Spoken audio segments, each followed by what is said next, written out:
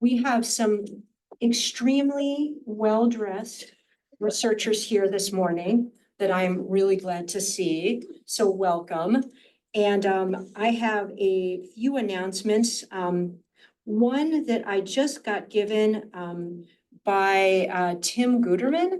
He wanted to point out, and Justine, you can maybe help me out there too, that there was just an issue in the Journal of Mixed Methods that was a memorial for Mike Fetterman, that many different of our faculty, and I think you can think of our best hits for mixed methods, are authors on that. And that is freely available to everyone. And I highly recommend people taking a look at that. Liz, I don't know if you have that link yet. We can put that in for folks later on. Yeah. Okay. I don't know, Justine or Paul, if you, good morning. Do you want to say anything about it? Well, Paul had a feature article in that. It's in the Journal of Mixed Methods Research. We're just talking about Mike's tribute. Okay, yeah, so it's an article talking about experience on a project actually with Wong as well in mixed methods cardiac surgery and looking at how we could bridge quality and quantity components creatively. And there's a bunch of things in there from multiple faculty members. Right. Well, maybe it would be cool to have you guys give little presentations about that sometime. Yeah. Might spark ideas. All right, that's fabulous. I also wanted to remind everyone that if you have not responded to me, and you know who you are, of whether or not you want to meet with Frank Mueller on September the 17th, Wednesday, please let me know ASAP. And we're also looking for some people who might be throughout the university who would be an appropriate person to meet with him. And I have gotten some, and I want to say thank you for everyone who has given me names and reached out for that. So thanks. I also wanted to point out last week that Lauren Oshman and a group of authors have published a journal article about structural racism and newborn drug testing perspectives of healthcare and child protective services professionals. That came out. It also, I will say, has a whole group of our family medicine folks here, including Justine, Paul, Chris Frank, and Carol Shetty was all authors on that. So congratulations on that. The nice thing is there's both an editorial, and if you're one of those people who like to listen to podcasts while you do something healthy, like work out or walk your dog or whatever else you like to do, there's a podcast about this article as well. And then calling out Tim Guterman again, he had a recent publication in Cancer Medicine, which is incorporating verbal and nonverbal aspects to enhance a model of patient communication in cancer care, a grounded theory study. Is there anything that I missed? Either anyone in the room or anyone online? If it's online, Josh, if you can let me know. Nothing yet. Nothing yet, but perhaps, as we always say, good things and bad things. If you need a helping hand because you almost got a grant, or you didn't get a grant, but you know it's darn good, let us know. We will be here for you. All right. And I'm going to say lovely again to see those of us in the room. I know. Especially, I'm going to call out Paul's here in the room, all the way from Seattle, Washington. So that's a special treat. Welcome, Paul. All right, I'm going to hand it over to you, Justine, to be our MC. And I'd just like to call Dawn over Yes, with me as well please. too. I guess I'm right here. Okay. Yeah. So yeah, we're here. Just want to welcome everybody to this really extraordinary group of talented young researchers here. I've had the pleasure of working with two of them right here. We have two more. We have 4 amazing presentations. I just want to take the time to let Dawn talk about where the MDisability Summer Internship Program is and where it's headed. Thank you, Justine. Thank you, everyone. Yes, this is our 6th cohort, which is incredible. We started in 2019, and so this makes us our 6th summer. And we now, after this cohort finishes, after today, official internship ends on the 2nd, we'll have had 20 students go through our program. And so that's pretty exciting. I also just want to thank the research faculty team and staff and admin for this time, for everybody who assisted in helping set up this meeting. I also want to acknowledge and thank our captionist, Ann Feltz, who is online.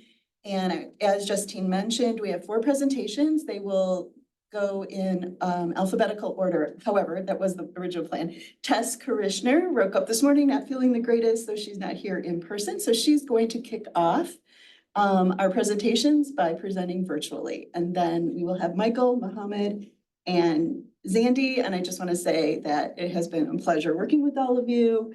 It's been a great summer, and they've worked really hard. So thank you for being here today and listening to their presentation. They had a great summer, but worked hard. And so the way we're going to do this is they're just gonna flow right into each other, and there's a built-in 2 minutes, is that right? In Oh, between? yes, for Q&A after each presentation. Yeah, Thank so you. built-in Yes. Q&A for 2 minutes.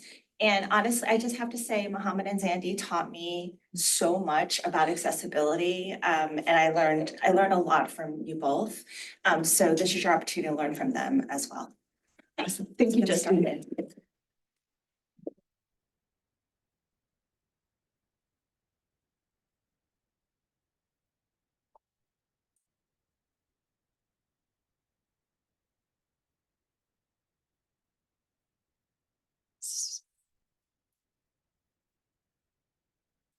Tell Tess to start. Yes. Tess, go ahead and start if you're ready. All right, thank you. First, I'd like to start with a QR code with some alt text and also a kind of rough script about what's being said in case you want to reference it for later. Additionally, I'd like to issue a content warning. My topic does include issues of domestic violence and identity-based discrimination. Yeah. Slide, please. It's just hands over up here to So I'd like to start with an example. Imagine that you work in a domestic violence shelter and using what you know as someone in healthcare and research, what you know about domestic violence, perhaps best practice for approaching the topic, resources that are necessary, or processes for fulfilling the needs of a domestic violence survivor. Tess, could you try to What speak might- a little louder? Oh, yes, yeah. What might you think about preparing for a patient who's coming in? Specifically, the example patient here is Lizzie, who's a 32-year-old female. And then Michael, if you'd like to keep clicking, as there are additional identities added, I want you to sort of consider how your considerations and understanding of this patient, her situation, the resources available to her and what her needs might be as a domestic violence survivor are.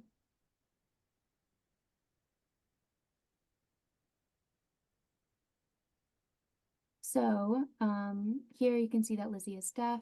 She is a natural born citizen. She is unmarried but dating. She's a Jehovah's Witness. She's Black, bisexual, and cisgender. Her primary language is ASL, specifically Black ASL. She's educated in a deaf school and she has mild cerebral palsy. I wanted to highlight this last point because that was kind of the what motivated me to do this project. So next slide, please. So my name is Tess Carichner. I am a rising senior at the University of Michigan School of Nursing. My mentors are Dr. Chappell and Dr. Bentley, working on the AHEAD RRTC grant and CDHW, and my project is Deaf and Diverse, investigating intersectionality in data collection regarding deaf and hard of hearing trauma survivors.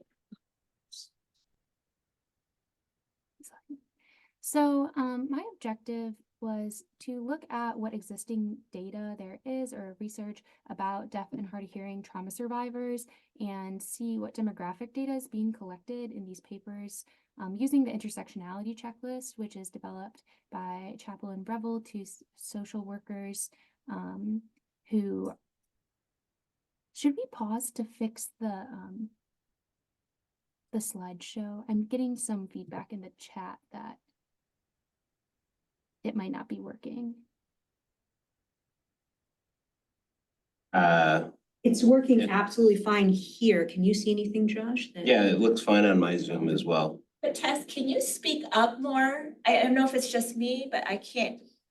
Just speak up a little bit more. Okay. Thank you. So I want to kind of identify what demographic gaps might be available or happening right now, and then through sort of a methods-based lit review, give a brief definition of each of these demographics and why it is perhaps worth collecting these demographics when doing research about deaf and hard of hearing survivors of domestic violence. This slide, Michael, thank you. So I pointed out in the beginning, deaf plus or deaf disabled as an identity. This is a term that refers to people who are deaf and also have a disability. So somebody in this example, Lizzie has cerebral palsy as well.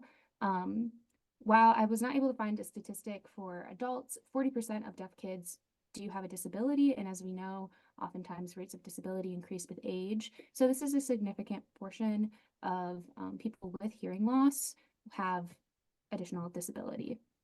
When I was shadowing in the deaf health clinic, this kind of came up as an interest of mine because my previous work is mostly with IDD and people with IDD. And I noticed sort of a lot of intersectional identities in the patients and how care for a Black deaf patient, there are like additional cultural considerations as opposed to, you know, a family where everybody is culturally deaf as opposed to, say, somebody who is deaf plus. I went to look into research regarding domestic violence experiences by deaf plus people and found little to no research. So I started then by kind of looking at what other intersectional identity data might be missing. Next. So just for some background, there are 500,000 deaf Americans. This is like a cultural and linguistic specific group, capital D deaf. But in terms of all Americans with hearing loss, it's about 13% of Americans over the age of 12. This might be people who identify as late deafened, hard of hearing, capital D deaf, or small d deaf.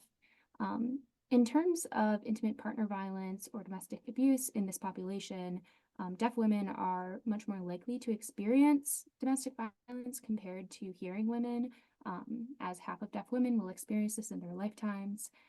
Defining abuse in the context of the deaf and hard of hearing community is particularly interesting. On the right of this slide, you'll see a power and control wheel developed by Deaf Hope, highlighting how deaf identity and oppressive sort of forces like autism and ableism can be used against deaf individuals in relationships. An example would be under financial abuse, you'll see somebody is taking away an SSDI check. And then lastly, something important to know is that the cultural understandings of abuse can be slightly shifted in the deaf and hard of hearing community. Previous research has found that there's sort of a higher threshold for what at least undergraduate college deaf women will identify as abuse. So oftentimes somebody may have experienced sexual abuse, but may label it as perhaps due to a miscommunication instead of like a direct act of violence. Next slide. So my project was finding basically any research in the past 10 years that has interviews or kind of like sample data with deaf and hard of hearing adult trauma survivors. The majority of this research was regarding domestic violence and intimate partner violence, although there was some general trauma as well. There are 17 papers that I found, most of them being published towards the beginning of that 10-year period, some of them with samples as small as 14 deaf and hard of hearing individuals, and some of them as large as over 2,000. It is likely that some individuals have been included in multiple of these studies, but in total, there's about close to 4,000 participants represented in these 17 papers. Next slide. So I started with the Chappell and Gravel intersectionality checklist, but as I was learning more about this topic, I realized that there are some other factors related to identity and experience that have been found to either affect experiences with domestic violence or there is like reason to believe that they likely are associated. So some of the things I added when looking through the data was, are they collecting if somebody is deaf of deaf? if they are deaf plus or deaf disabled, if they use assistive devices or not, things like that. So you can keep clicking, Michael. Having this information starts to build kind of a better picture of patients and who is coming in for care, the nature of the abuse, which then can inform how we approach patients like this. Next. So this is what I found when screening through the 17 papers for what demographic data was included. You'll notice that while gender, race, and age were the most likely to be included demographic factors, how gender was collected was in a very binary way, often putting male or female or man and woman as the only options. 2 papers did include genderqueer and transgender as options. However, they weren't listed under a question about gender. They were listed under sexual orientation demographic information. And then you'll see as well, there is kind of a yellow highlight in race, meaning while technically racial demographic was collected, it wasn't necessarily collected in an accurate or specific way. In the case of that one paper, they separated people based on white or non-white, instead of, being a little more specific about racial identity. The least likely and kind of like least normal demographics to collect on in these papers were religion, immigration status, kind of connection with the deaf community, which might inform, what resources or influences are happening in your life related to healthcare, and then also if somebody is deaf plus or deaf disabled. You can click. I also took notice of some additional data that was collected in some studies. This wasn't uniform across most of them, but the type of schooling was particularly interesting, whether or not somebody was mainstreamed in like public schools or if they went to like a deaf residential school, the demographics of the abuser, the type or duration of abuse, source of income, and number of kids were also collected. Next slide. And you can keep clicking. So this is a quote that I think a lot of people have heard, but it's worth mentioning again. When we look at domestic violence as a whole, we don't really get a good grasp of what deaf and hard of hearing domestic violence survivors are experiencing. But even when we look at the issue of deaf and hard of hearing survivors, we might not understand the actual kind of full scope of the issue unless we're gathering more demographics. So my next steps are to edit and revise, and then hopefully eventually submit for publication. Thank you so much, and my sources are on the last page.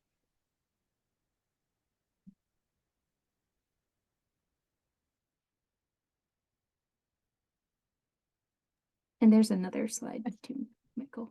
If there are any questions, Other questions online? do we have questions online? Not that I see. Tess, thank you so much for that. I have 2 questions for you. The first is just to educate us about differences between deaf with the big D plus, and then your last one was, you had 3. I can't remember if you can just help us with that. My second question, I'll wait on that. Yeah, so deaf of deaf is something I learned about when I was shadowing Dr. Mike McKee in his clinic. And this is when deaf kids are born to parents who are deaf, or their guardians, the people who raise them, are deaf. 95% of deaf people are born to hearing parents. So that was specifically kind of interesting. My previous research has been with like autistic people, and also generally autistic people are more likely to be born to allistic parents, but there is a degree of like genetic influence, so there's differences to observe there. Small d deaf, from what I've learned, is referring to people with a hearing loss who likely use assistive devices and likely don't sign, and there is kind of like a culture to the deaf community. While they might be involved or not, that's generally what like lower D deaf, it might be identified more as a disability, while capital D deaf is like the deaf community who might identify like culturally and linguistically as being kind of separate. Yeah, And was there a last, sorry, I'm not sure what the third. I think those were the two categories. I had not heard death of death. So thank you. My second question was, in your literature review, did they look at, discordant couples? I mean, to what extent these trauma, survivors were partnered with people who were also deaf or not? That's the discordance of those partners, and if there's any relationship with violence. Yeah, there was some data on that, and there's also a paper that is not from the United States, but investigates, all of these papers were like from the United States, so it wasn't included, but investigates marriages between deaf and non-deaf people, as opposed to deaf and deaf relationships. And I don't want to give an answer because I'm not 100% sure. Like, I don't quite remember, but I did remember reading some like differences in the nature of abuse between deaf and non-deaf relationships as opposed to deaf and deaf. So one thing that a lot of in the qualitative interviews of some of the studies I read, survivors would note that if their partner was deaf, being very nervous about accessing care, especially if they live in like a smaller deaf community where people like an interpreter will know both their partner or the person who's perpetrating the violence and them. So that did come up as a topic. There are a couple more questions, but we are, like, we've kind of surpassed the 2 minutes. Oh, sorry. That's okay. Just really quickly, where did you find your images for the slides? They're really good. And any insights on how we can clinically approach or screen these individuals at a primary care clinic? Yeah, I used Canva, and then I would say for the last, I feel like screening everybody who is at risk, which is everybody, is helpful. And then also, there are sort of like differences in preferences regarding if somebody wanted a deaf or hard of hearing provider, if they want a provider who signs or not, especially when it comes to making sure that things stay confidential, even within a small community. So I don't know, I always defer to asking a patient and seeing what their situation is. Okay. Thank you, Tess. There are a few more. If you could just answer them in the chat, that would be wonderful. And now we're going to move on to Michael. Thank you so much. Michael Andres. Yes, thank you, Tess. Very good. Hello, everyone. My name is Michael Andres. I'm a recent graduate of the University of Michigan School of Kinesiology with a degree in movement science. This summer, through the MDisability internship, I had the opportunity to work with the Michigan Adaptive Sports and Fitness Program, which was originally started here in the Family Medicine Department by Dr. Okamami, who is my mentor this summer. I had a lot of really wonderful experiences that I will briefly share with you all, in addition to my research project, which was done through the ASF Prescription to Play program. Prescription to Play is a program that seeks to connect healthcare providers and trainees to adaptive sports. So really, it's my goal for this presentation to show the impact of adaptive sports, not only on me, but I think the broader impact and how it can help introduce and educate healthcare providers about disability health. So first, I'd like to just briefly talk about what adaptive sports are. So adaptive sports are competitive or recreational sports for people with and without disabilities. It's a common myth that adaptive sports are just for those disabilities. In fact, anyone can play. This is because adaptive sports use modifications of rules and equipment, which allow for equitable participation. As you see on the right, that is a wheelchair basketball game, which is an example of an adaptive sport that is a variation of an existing able-bodied sport. So the rules are very much the same. Similar would be like a wheelchair tennis. But there are also some adaptive sports that are specifically designed for those disabilities, and those do not have an able-bodied equivalent. So goalball is a sport that is specifically designed for those who are visually impaired. So here's like a brief overview of the adaptive sports experiences I participated in this summer. I attended and helped at the inaugural Miller Family Open Adaptive Track and Field event. I was also participating in the Guardian Adaptive Student Athlete Program. I worked with the A-Series initiative. Again, yes, Prescription to Play, which is the backbone of my summer. I also attended several wheelchair tennis and basketball practices over the course of the summer. I was able to attend the adaptive sports introduction presentations to some Michigan medicine residents and also the provost's office. And with two interns, Tess and Mohammed, we attended the Moss Children's Hospital adaptive sports visit, where we got to play seated volleyball with some of the pediatric patients at Mott's. So first, I'd just like to talk about my experience with the Millie Firmly Open. So this is the first of its kind at Michigan, the inaugural event. We had 93 athletes come from 24 different states, 33 from the state of Michigan. You can see on the picture on the right, we had athletes come from as far as Alaska, California, and Florida. What was interesting about this event was that athletes with both physical and intellectual disabilities competed together, which is pretty revolutionary.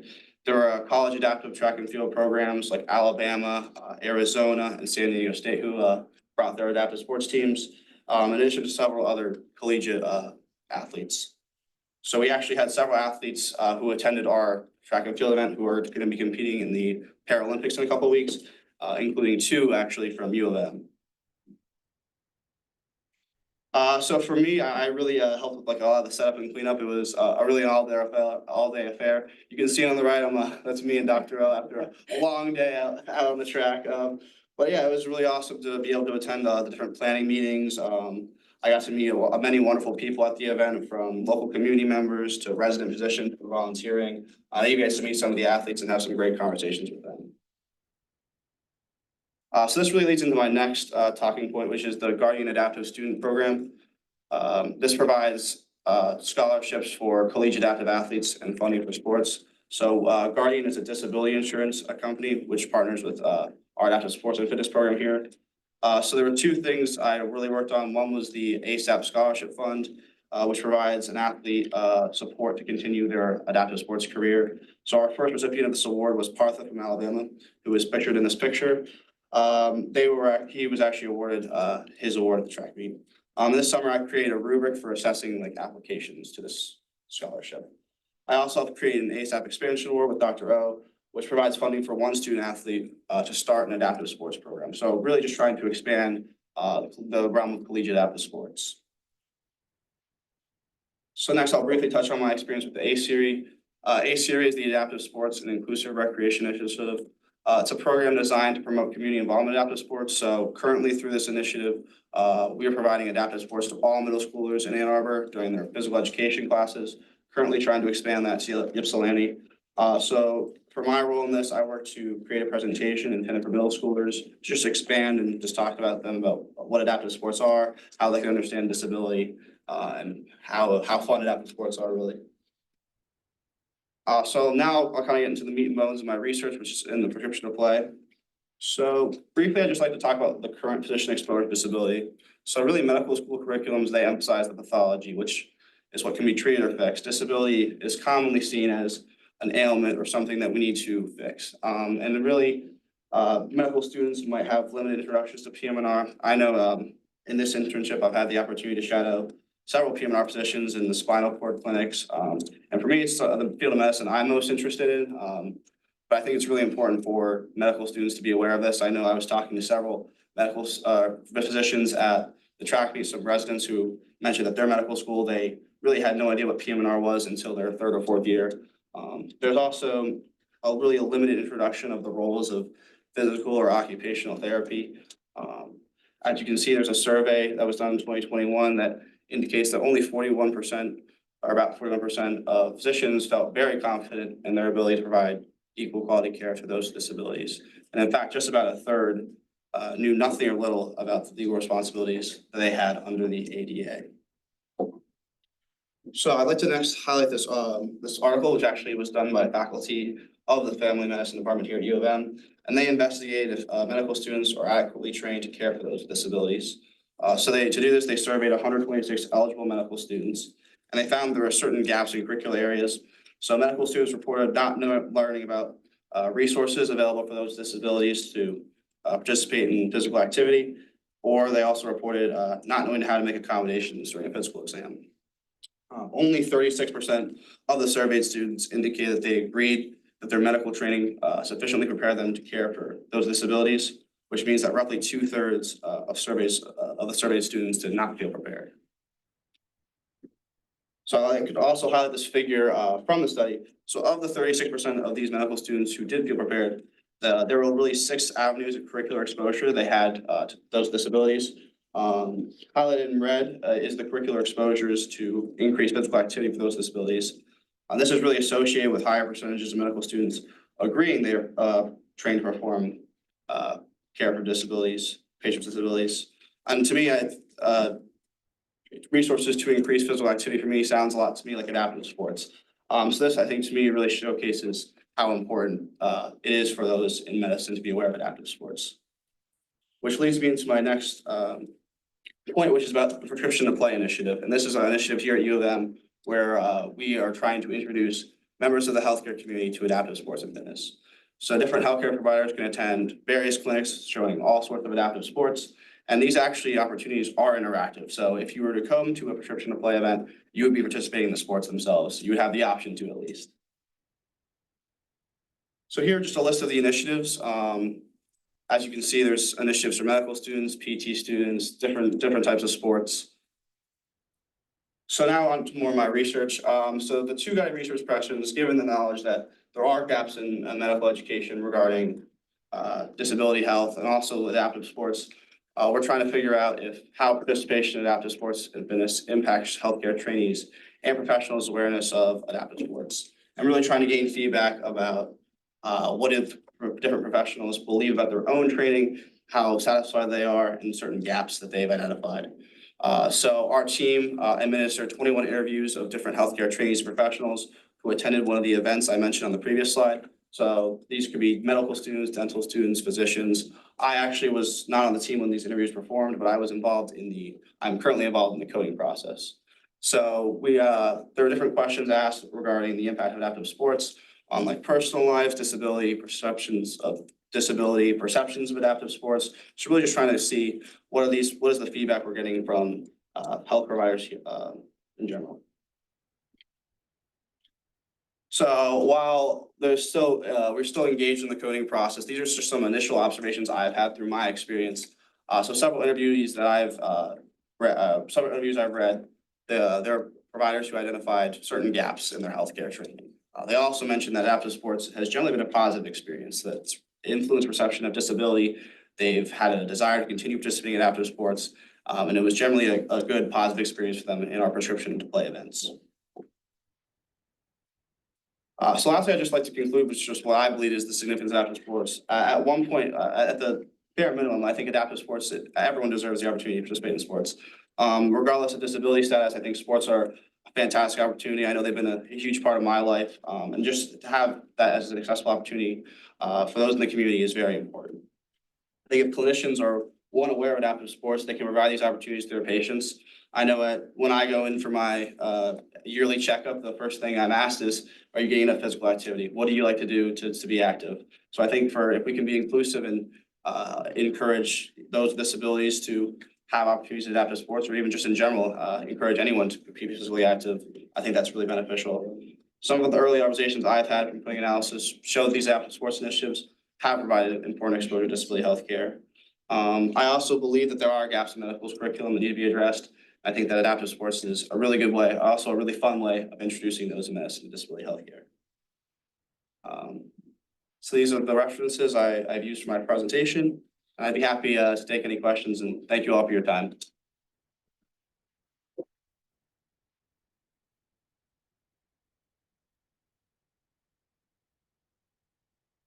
We have one question. Have you looked into being a healthcare provider to the Paralympics? Yeah, so actually this is something this summer I was talking with Dr. O about. I'm really interested in sports medicine, and I never really connected my passion for working at adaptive sports with that. I guess seeing one like the sports medicine care offered at the track and field event, and just in general, just learning about the realm of adaptive sports medicine and how important it is, and how it's sometimes goes under the radar, and that there's not a lot of providers who do that. I think for me that would be a really cool opportunity. Just even not necessarily the Paralympics, just in adaptive sports in general. So I definitely have looked at that, and that would be like a goal for me. Awesome, thank you. That was a question from Dr. Harper, by the way. I was just gonna ask, I noticed that most of your pictures were of young men, not all. I'm just very curious, like, what's the level of participation of women in adaptive sports? And do they separate out men and women, or do they combine them together? Yeah, I would say, I know, I can speak on behalf of our team, there's definitely a diversity, there's a lot of both men and women athletes here at Michigan. I would say like for competitions, they are separated, they're also, athletes competing are also separated by like disability classification, so there's everybody by gender and disability classification. I do agree with that, that there can be definitely some increased representation of women athletes, but I would say definitely at Michigan, we're pretty diverse here. That's great. There is one other question about modifications for athletes before they were diagnosed with chronic fatigue syndrome. And if that can be, if there's a possibility for modifications for adaptive sports once they've been diagnosed. But maybe too long of an answer right now to get into, but just keep that in mind. That was from P.F. Anderson, because we need to move on, okay? So we'll come back to that. We can also respond to. Lots of great feedback. From Dr. O, as an FYI to everyone, our own sports medicine fellowship is about to incorporate our adaptive sports program into the fellowship training through a new PM&R fellow. Woo, exciting. Awesome. Okay, without further ado. Hello, everyone. My name is Mohammed Othman. I am a fourth-year biomedical engineering student at Wayne State University. And this summer, I've had the opportunity to work with Dr. Wu and Dr. Huggins in their research on the priorities and expectations of people with disabilities regarding autonomous vehicles.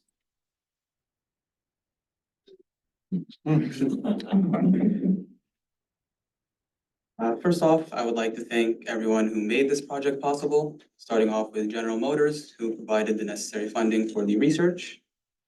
I'd also like to thank Jacob Bond of the Connected Vehicle Experience Research Lab. And last but certainly not least, a huge thank you to our amazing team, Dr. Wu, Dr. Huggins, Jody, Ram, and Zandy. Now we'll start with some background information. People with disabilities face many structural barriers in finding equitable transportation, whether it's public transportation or services such as Uber and Lyft. The majority of these options still have their challenges in accessibility. Autonomous vehicles use self-driving software to operate themselves and have the potential to address this problem. However, they are currently not yet optimized for the needs of people with disabilities. The aim of this study was to explore and identify the priorities and expectations of people with disabilities with respect to autonomous vehicles and their control systems. This project was a qualitative study with two phases. Phase 1 focused on identifying our priorities, and phase 2 focused on the control system features that we needed to meet these priorities. We also worked with Disability Network to identify our disability justice principles. These shift the focus from trying to fix what some consider to be deficits, and instead changing societal attitudes and making our environments more accessible to everyone. We also have research team members who identify as people with disabilities. The eligible participants for this study were English speakers who are 18 years or older and self-identified as having one or more disabilities, and whose ability to drive independently was limited by the lack of accessible vehicles. Recruitment was done through U of M's research website, EMR chart review, and Disability Network. We conducted semi-structured one-on-one interviews through Zoom or phone calls tailored to the participants' communication needs, whether it was an ASL interpreter or captioning services. The interview guide was iteratively revised with a focus on the cognitive burden and the participants' communication needs. And we used a thematic analysis of the audio recorded transcripts as described by Braun and Clark. This is the image that was provided to our participants along with a detailed description. This description served to help those with low vision or blindness have a better understanding of the vehicle.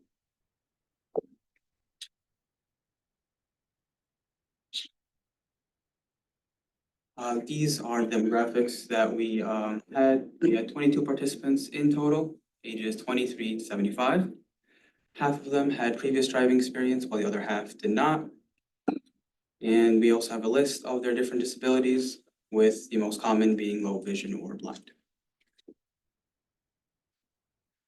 One of the challenges that people with disabilities can face with these vehicles is how static they are. Disabilities are a dynamic experience, and these vehicles need to not only accommodate their present needs, but their future needs as well. As said by one of our participants, we have to consider what can be put in the car now versus what can also be installed later. One of the potential advantages of AVs is that they can provide people with disabilities with greater independence in their lives and less stress. Participants have reported that planning travel is stressful, both for themselves and their support networks. This participant, who had a coordination and mobility disabilities due to their mitochondrial disease, talked about how they would be able to, go on vacation with their elderly mother instead of feeling trapped because of a lack of accessible vehicles. Participants also expressed concerns about the safety of AVs. Some were apprehensive about these vehicles being vulnerable to hacking or remote takeover, something that's commonly shown on TV, as expressed by one of our participants here. There are also concerns about the vehicle's ability to adapt to situations on the road. After all, no matter how well it drives, it's still sharing the road with people who, as we know, can be very unpredictable. One participant also shared their concern about the vehicle being unable to adapt to a child running out into the middle of the road. Another major challenge that AVs can address is the discrimination against people with disabilities in shared transportation. Participants reported being discriminated against based on factors such as their race, gender, or accessibility needs, and AVs would free them of the stress of whether or not their condition would prevent them from being allowed to ride. One participant even shared his experience with Uber and how some drivers simply refused to give him a ride because of his service dog.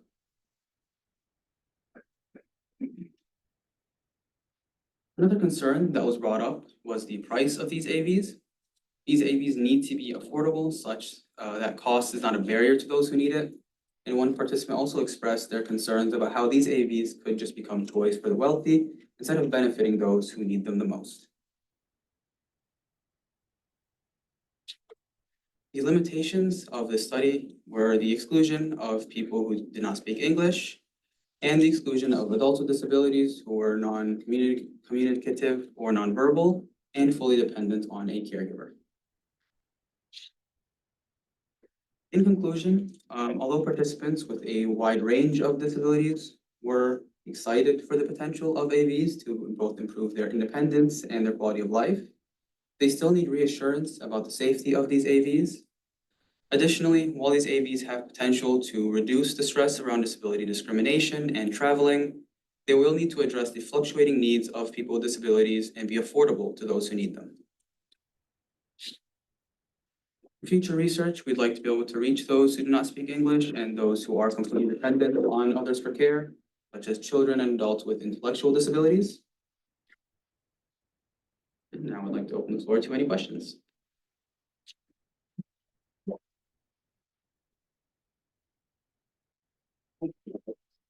That little black bar and put it in that top center. Or, yeah, somewhere. Thanks.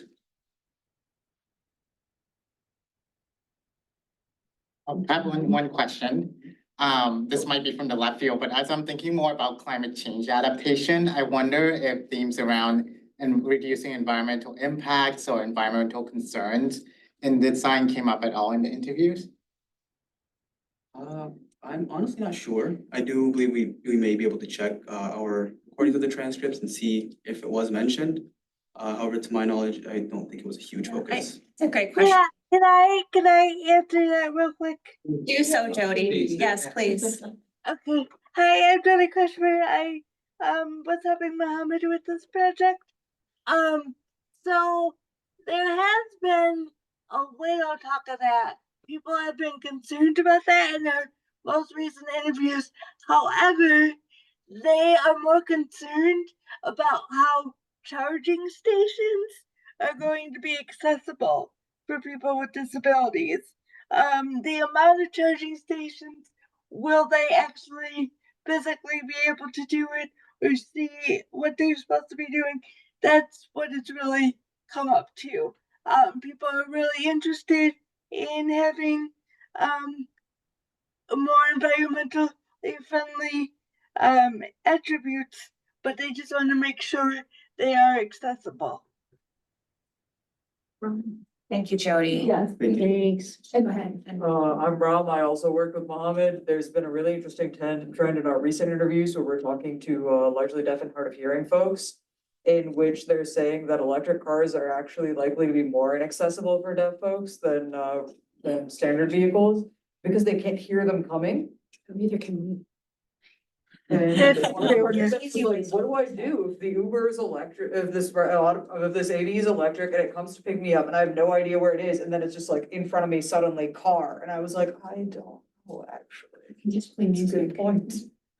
They do so in some other country. Yes. Jeeps do That that is a too. good point. They play music.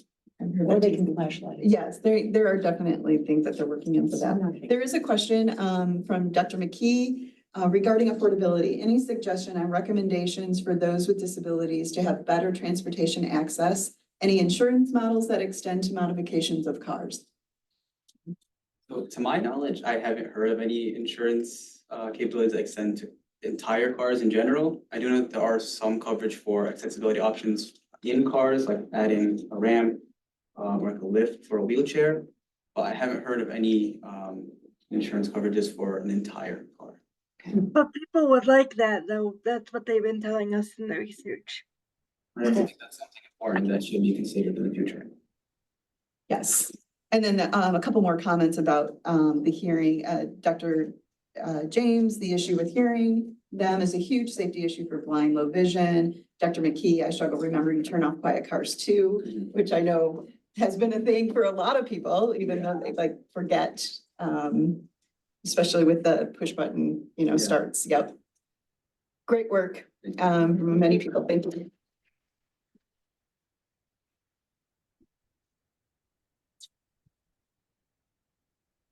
I good to go? Yes, thank you.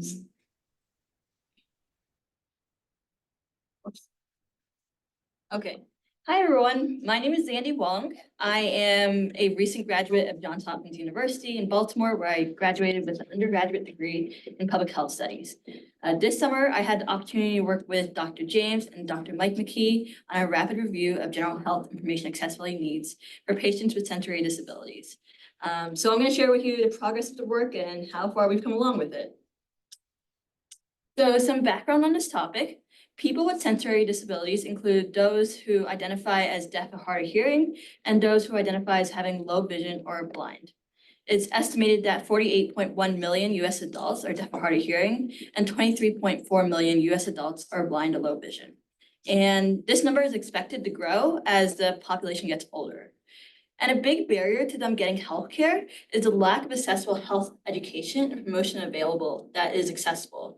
Some examples of inaccessibility that we see in health education and promotion for blind low vision patients, this includes a lack of alt text, which is a textual description of what's going on in an image, or the lack of captioning that's available on videos or portals for people who identify as deaf or hard of hearing. So that makes it really difficult for them to get information, to either get appointments or get information online about the health condition that they're facing. And so this contributes to poor mental and physical health outcome for patients with disabilities. So to address this question, we kind of had to learn what's out there. So we conducted a rapid review. A rapid review is a little bit different than a systematic review and a scoping review. We chose a rapid review because the question of what health information is accessible for a patient with sensory disabilities is a very broad question. We knew we want to get an exact question. So we wanted to look through as much literature as we could to really get the information that we wanted. So the rapid review is a little bit different, is that it speeds up the process by focusing the question and time period in search terms and restricting gray literature. And gray literature in this case includes government documents, social media posts, and general websites about accessibility. So we only really focused on getting scholarly articles from PubMed. So the goal of this rapid review was to learn more about general information accessibility needs for patients with sensory disabilities. And the findings from this rapid review, once we wrap it up, will be incorporated into the patient health education assessment checklist that center the needs of patients with sensory disabilities. So these checklists really will hopefully be a guide for healthcare providers so that they can kind of like accessibility checklists similar to Tess's intersectionality checklist, where the providers can go through the information like for a website or an app that they're creating, have a checklist of what needs to be accessible as they create something in collaboration with patients with disabilities. Okay, I'm gonna keep going. So there were 4 major steps of this rapid review, and I'm gonna go over 2 because that's what we have done so far. The first step is searching for all the articles. The second step is the title and abstract screening. The third step is the full text extraction and reading through the full text to see what's going on with it. And the last step, which we haven't got to yet, is the coding of the themes that we're getting from the articles that we've selected. So this slide covers the search criteria that we used.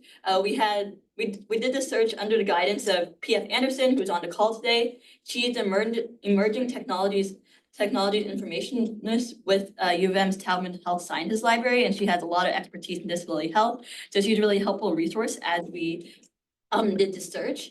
And so we did the search via PubMed, and we extracted results to abstract and title to Covenant, which is a software where we can go through a lot of articles at once.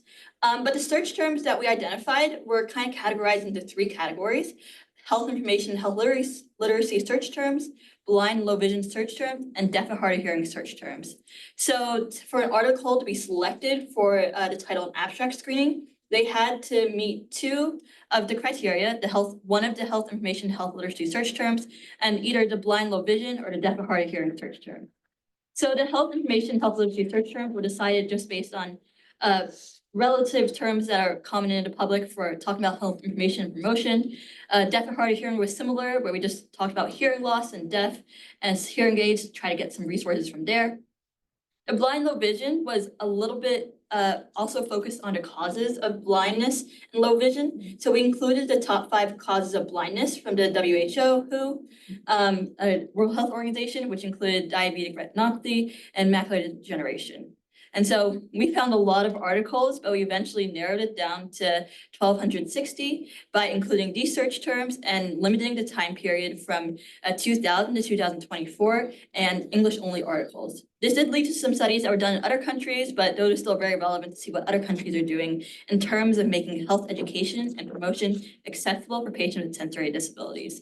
And we chose to start the time point from 2000 because Dr. McKee noted that the Americans with Disabilities Act was passed in 1990. So it took a little bit of time for healthcare providers and health systems to get the information up to date. And of course, there's still much health information out there that's inaccessible. But we kind of chose 2000 because to account for some time in implementing the results of the ADA.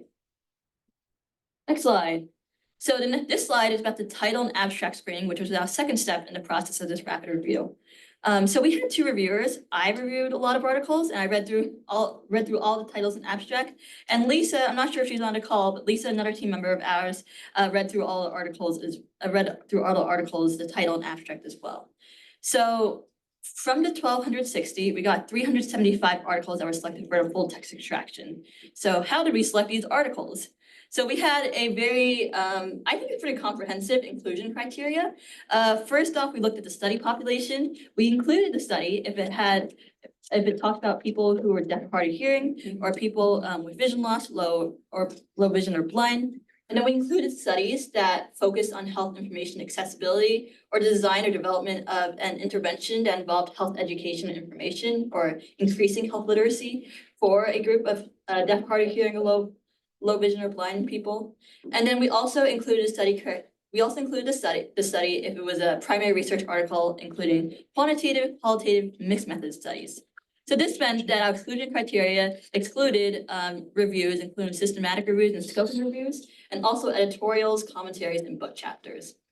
We did exclude many studies focused on decreasing the risk of sensory disability, whether it be hearing loss or low vision. So for example, we had a lot of programs focused on, or a lot of studies that we were reading that were focused on helping teens who listen to music too loudly, helping them scale back from listening to music too loudly, because that was an example of trying to prevent hearing loss.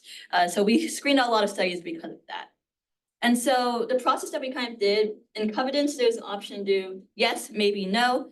Yes means that you should include in your study. Maybe is like, maybe we'll take a look at it and include it later down the line. And no is like, this is not relevant. And so me and Lisa went through all of these, and we had quite a few that matched up.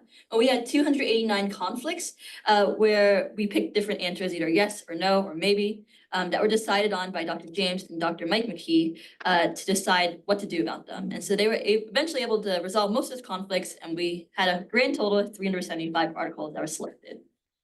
Okay, I'm gonna keep going.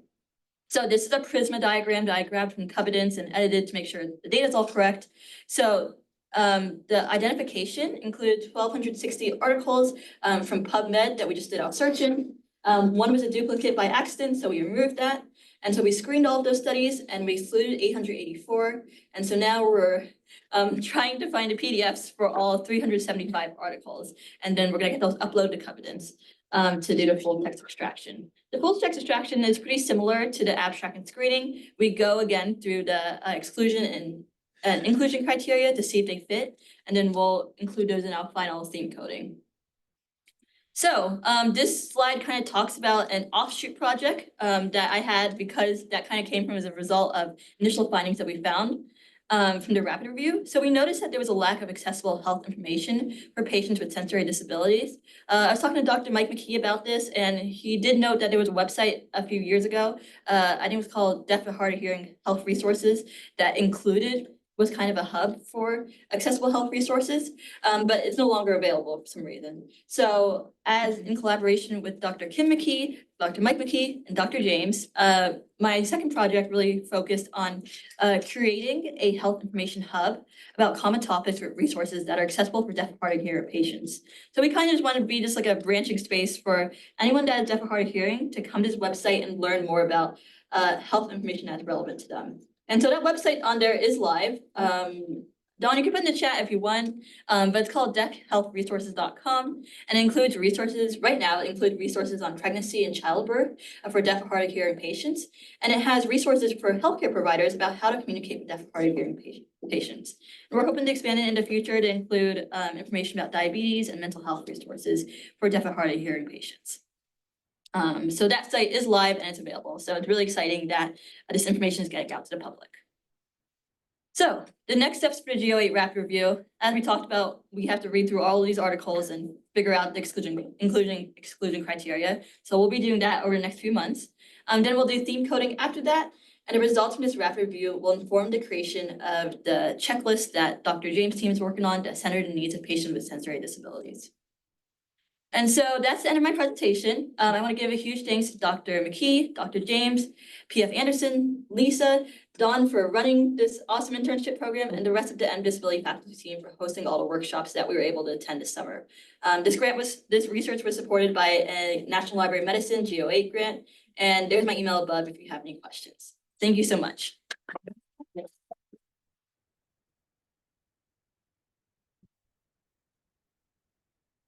There are currently no questions. Many kudos. Yes, kudos and great work to everybody. Oh wait, Dr. McKee, if you have any applicants for next year's MDisability internship, but might let him or me know.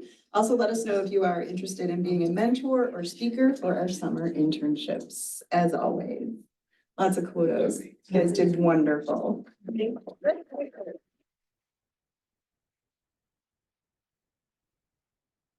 All right.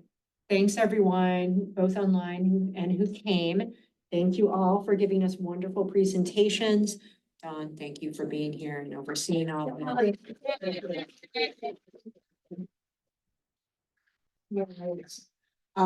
Until 2 weeks from now, I will say, look in your emails, there will be an exciting announcement coming out today. Today. See, you're killing me. I know, it has to be official. Oh, gosh. Okay, so. Suspense. Yeah, so the suspense, that's, I'm not attempting to be like Donald Trump and say, it'll be amazing. No. All right, but look for that. Okay, All right, I'm excited. thanks, everyone. Thank you.